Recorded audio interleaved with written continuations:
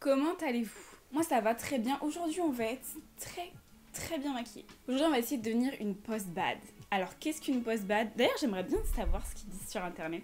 Là je vais essayer de chercher une définition. L'expression post-bad désigne à l'origine une jeune fille ou femme qui diffuse très régulièrement, souvent plusieurs fois par jour sur Instagram, des photos d'elle-même dans lesquelles son physique ou son visage apparaît comme parfait. Parfait c'est entre guillemets. Et pour lesquelles les poses peuvent souvent être considérées comme subjectives. J'ai rien compris. La coiffure et le maquillage y sont généralement particulièrement soignés. Par extension, le terme de post-bad s'applique aussi désormais à des photos du même type d'hommes, de couples ou même de produits. Post-bad chaussures par exemple. On en apprend tous les jours, hein. Les post-bad à succès peuvent naturellement être employés comme support dans le cadre d'une stratégie de marketing d'influence. Ah là on met la femme bien là, on met la femme bien là. Waouh. Bah écoutez, pour moi, post-bad, ouais, c'est d'être le plus soigné possible. D'avoir vraiment le contouring, tout vraiment parfait, pas de boutons, pas de machin truc. En gros aujourd'hui, on va essayer de faire en sorte de n'avoir aucun défaut. Pas de boutons, pas de petites moustaches, pas de petits trucs, vraiment le visage carré, formé. Les mannequins de Victoria's Secret, quoi, vraiment, il n'y a rien qui dépasse. Bon, c'est un petit peu un gros terme, hein. C'est surtout pour dire qu'on va bien se maquiller aujourd'hui. On va commencer par le maquillage et on finira par les cheveux après, parce que là j'ai mis des petits soins. Il faut que j'attende qu'ils rentrent bien dans les cheveux avant de pouvoir les cramer. On va donc commencer par la base. La base, je vais prendre celle-ci parce que j'en ai pas racheté, j'en ai plus en fait, j'ai plus que celle-là, donc j'ai pas le choix. C'est la NYX Bear With Me, je l'aime beaucoup. C'est un gel en fait, donc ça va pas graisser votre peau, rien du tout. Et vous n'allez pas la sentir, c'est ça que j'aime bien, parce que généralement dans les bases avec du silicone, vous sentez la base. Mon sol tout le temps il prend cher. Avant c'était mon canapé, maintenant c'est mon sol. Voilà, on va passer maintenant aux sourcils. Alors oui, ça paraît bizarre, mais on va passer aux sourcils parce que les sourcils de post-bad, généralement, ils sont plats. Ils sont vraiment, il n'y a pas un petit poil qui dépasse, tout est très bien délimité. Donc je vais vous montrer pourquoi je commence par les sourcils. Parce que pour bien les délimiter, il va falloir déjà les dessiner, mais en plus derrière, il va falloir enlever les petits poils qui dépassent. Ça va pas être à la pince à épiler, moi je veux pas toucher à mes sourcils, à la forme de mes sourcils.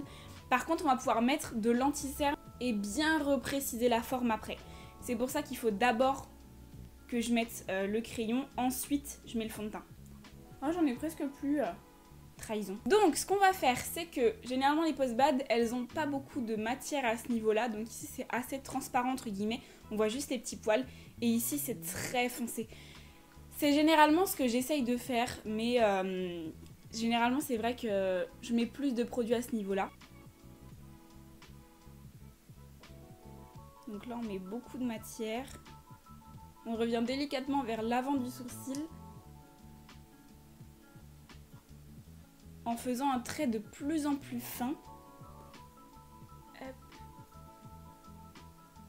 Là, on est pas mal. Je vais estomper un petit peu avec le goupillon derrière.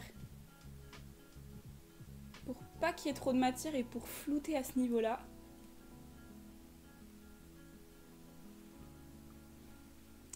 On est pas mal sur celui-là. Vous voyez à quel point il est agrandi de fou par rapport à celui-là. Truc de fou. Maintenant, ce qu'on va faire, c'est qu'on va venir repréciser avec mon fond de teint autour du sourcil pour vraiment enlever, je sais pas si vous allez voir au-dessus, j'ai des petits poils. Vous voyez ici, on va vraiment venir repréciser très intensément.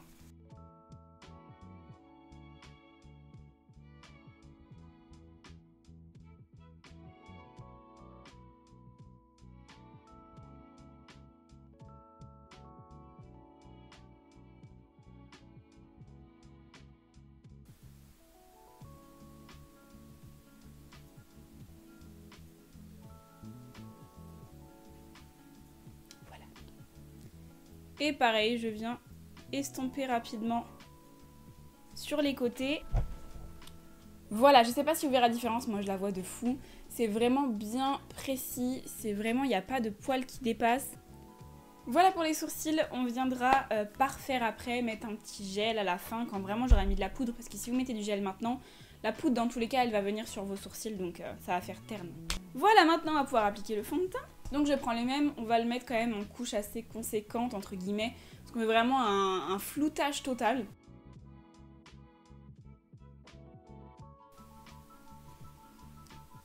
J'aime trop ce fond de teint, il floute de fou. Et en plus, il donne vraiment un aspect bonne mine. Moi, j'ai la peau jaune de base. Et regardez comment là, ça redonne un éclat. Vous voyez, c'est pas trop foncé, mais c'est plus jaune. Donc ça redonne un éclat à la peau. J'aime vraiment trop ce fond de teint. Et vous voyez là sur le front, vu qu'on a déjà estompé au niveau du sourcil, on n'a pas besoin d'en mettre beaucoup déjà. Et on n'a pas besoin de s'approcher du sourcil, ce qui fait qu'on remet pas de matière sur notre sourcil, on le laisse comme ça. Maintenant, on va venir rapidement creuser le visage avec un stick contouring. Ça va être très rapide, on va vraiment pas faire notre contouring parfait puisqu'après on va rajouter du bronzer, on va rajouter plein de choses dessus. Mais c'est vraiment pour délimiter et donner les lignes du visage. C'est vraiment une base. Donc j'en mets vraiment là où il y a des zones d'ombre en fait. Ici.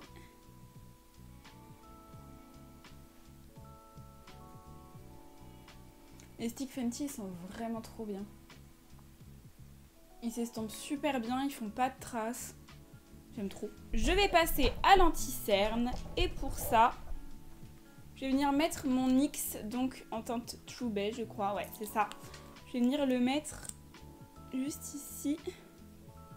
Et je viens rajouter la teinte Vanilla, donc c'est une teinte vraiment beaucoup plus claire pour venir illuminer. Donc je la rajoute comme ça par-dessus à l'intérieur.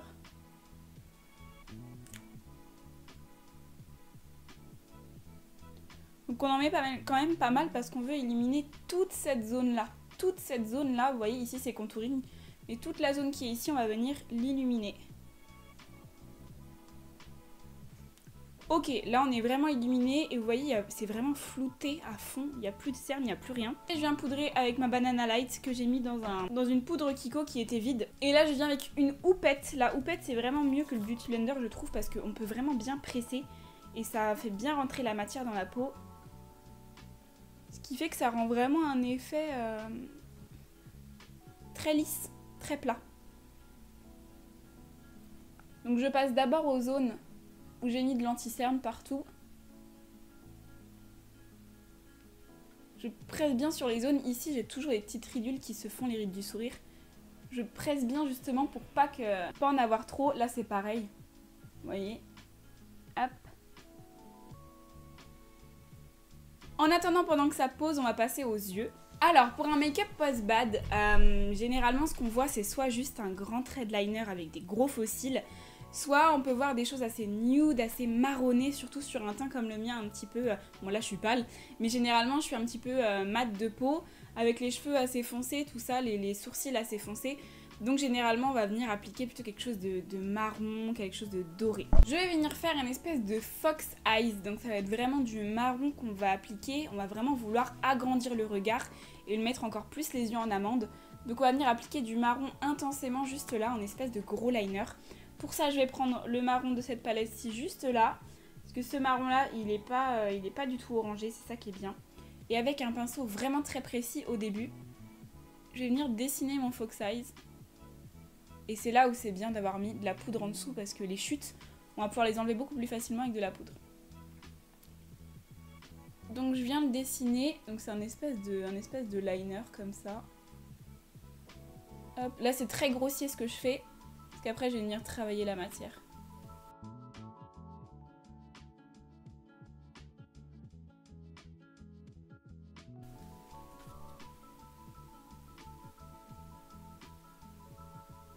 Donc là en fait tout va se faire sur le travail du fard et sur l'estompage.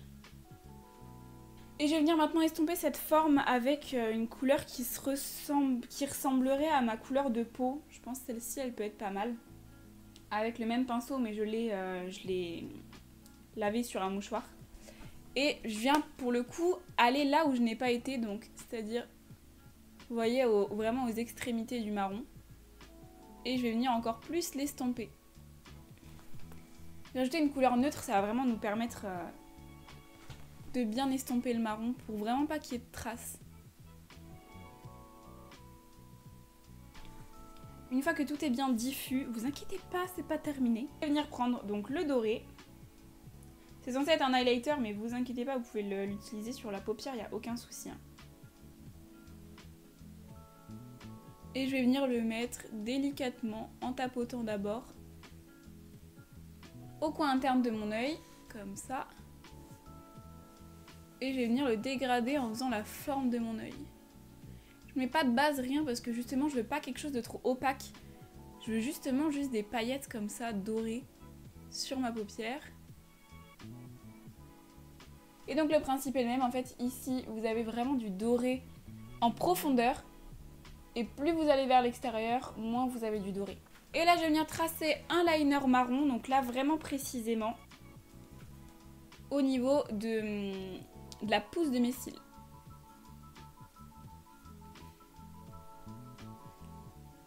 Donc on s'affole pas, on y va doucement. On commence au coin interne. Petit à petit, l'oiseau fait son nid.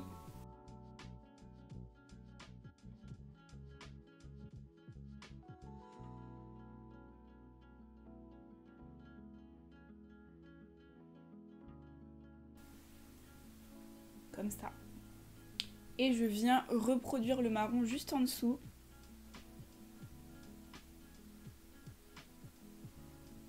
Et en fait, le marron qu'on a appliqué juste avant, ça va nous servir justement à créer cet effet de dégradé en fait. Voilà, donc vraiment ça donne un effet, un regard vraiment étiré. Et encore, on n'a pas encore mis les fossiles. Une fois que j'ai ça, je vais venir mettre de la finition. C'est toujours pas fini bien sûr, mais ça va vraiment en fait, vu qu'on a mis beaucoup de poudre sèche sur le teint, on a notre teint qui tiraille un petit peu, qui est vachement sec. Donc on va venir le réhydrater un petit peu avec la finition. Donc moi c'est la Bare With Me de chez NYX. Elle est vraiment bien parce que justement elle va réhydrater et rehausser le teint. Là vous voyez qu'on est pâle, tout ça, on est vraiment sec au niveau de la peau, tout ça. Mais on va venir rehausser avec ça.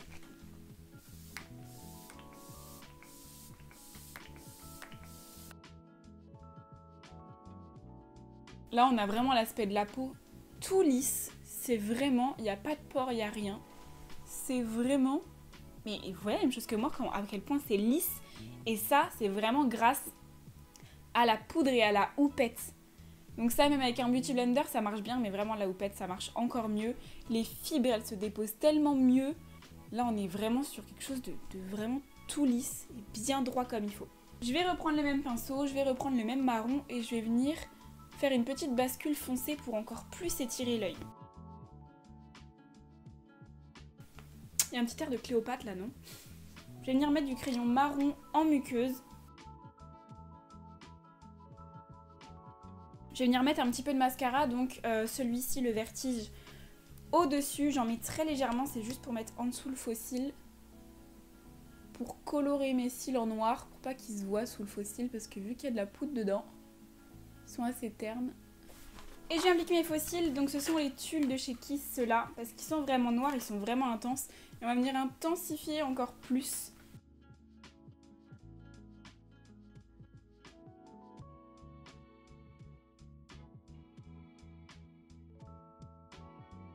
Je les ai mis un petit peu plus loin que d'habitude pour vraiment finir la forme, que ça fasse pas vraiment totalement rond et que ça agrandisse un petit peu le regard. Voilà pour les yeux. On va pouvoir finir le teint. Je voulais mettre mon blush préféré de toute la vie, celui-ci. Mais en fait, les Boss Bad, généralement, elles sont pas hyper roses comme ça. Elles sont vraiment plus du côté orangé corail, vous voyez? Donc je vais prendre un blush corail de chez Peggy Sage. Celui-ci, il est top. En plus, il est bien diffus. Vous voyez, c'est plus dans ces tons-là. Et il est mat. Et ça, c'est rare dans un blush. Les blushs, généralement, ils sont quand même un petit peu minéraux, lumineux. Celui-là, il est vraiment mat. Ah, vous n'allez pas voir grand-chose, vous. Vous voyez pas... Enfin, on voit une différence, mais vous voyez pas carrément la couleur du blush. C'est vraiment pour donner un effet bonne mine un petit peu chaud. On va passer au bronzer. Donc pour le coup, celui-là, par contre, c'est le Beauty Bay.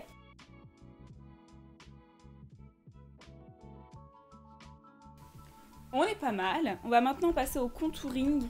Je viens dans le foncé foncé qui est juste là. J'en prends pas beaucoup. Mais par contre, je vais venir vraiment très précisément à ce niveau-là. Préciser encore plus, un petit peu comme le travail qu'on a fait pour les yeux. C'est pour vraiment creuser davantage. On veut vraiment creuser pour le coup.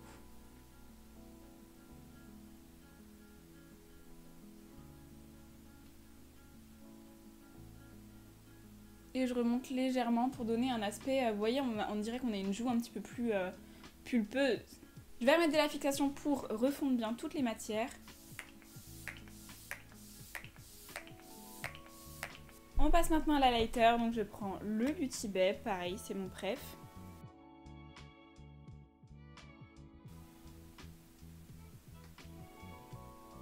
Je viens précisément le déposer en barre comme ça. Et une fois que j'ai bien déposé toute la matière, je viens l'estomper, le travailler pour qu'il soit vraiment diffus dans le teint.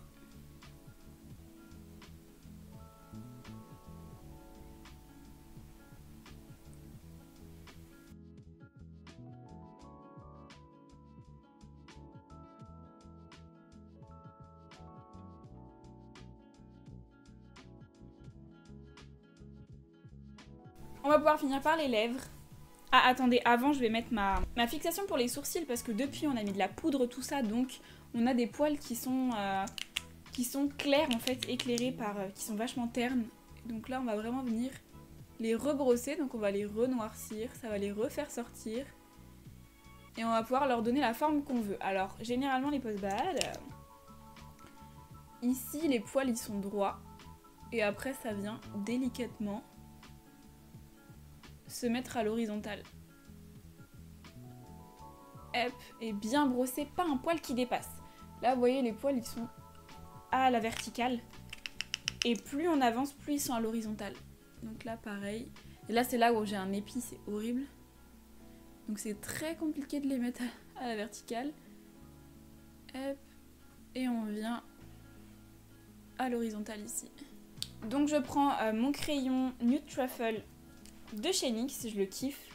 Et je vais venir refaire mes lèvres. Alors attention, je vais venir refaire mes lèvres beaucoup plus grosses. Enfin beaucoup, pas trop non plus. Mais je vais venir vraiment dépasser au niveau des contours. Vous voyez, mon contour il est largement au-dessus, moi je viens en dessous.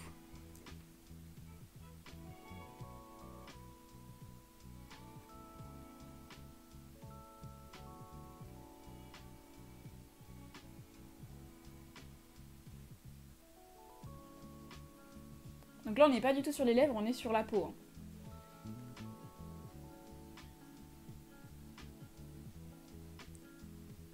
Parce que les post-bad c'est pareil généralement. Un petit peu d'injection quand même. Tout petit peu.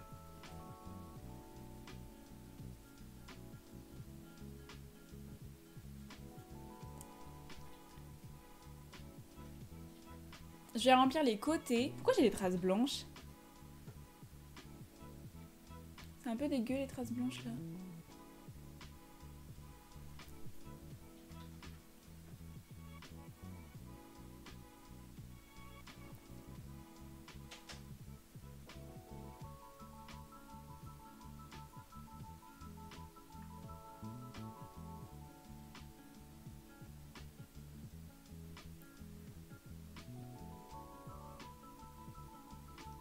Donc pareil, vous voyez, même sur le dessus, je viens vraiment au-dessus de ma lèvre. Pour faire un effet plus pulpeux.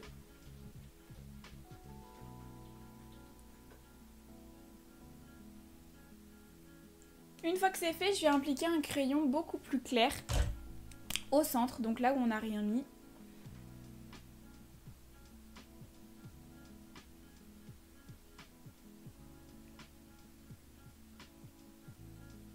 Et je viens avec le doigt l'estomper sur le côté, donc vers l'intérieur.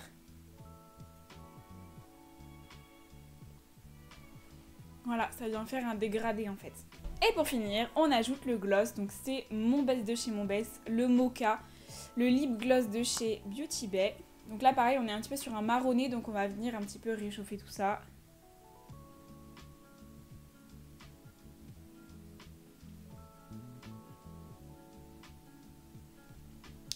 Je pense que là, niveau make-up, on est pas mal.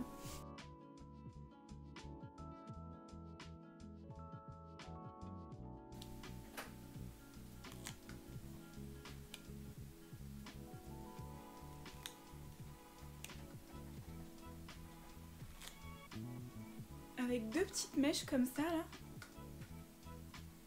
Est-ce que ça ferait pas post-bad avec des petites mèches?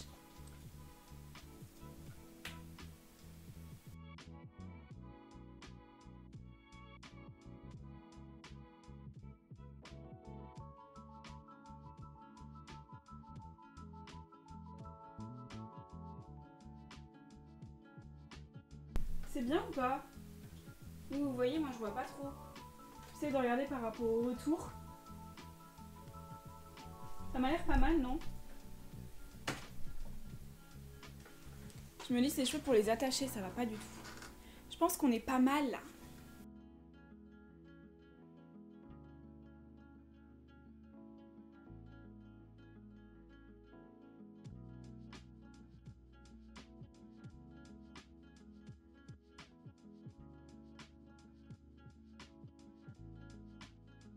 Et voilà, maintenant qu'on a 66 tonnes de maquillage sur le visage, on va pouvoir prendre des photos. Petit shooting, c'est parti.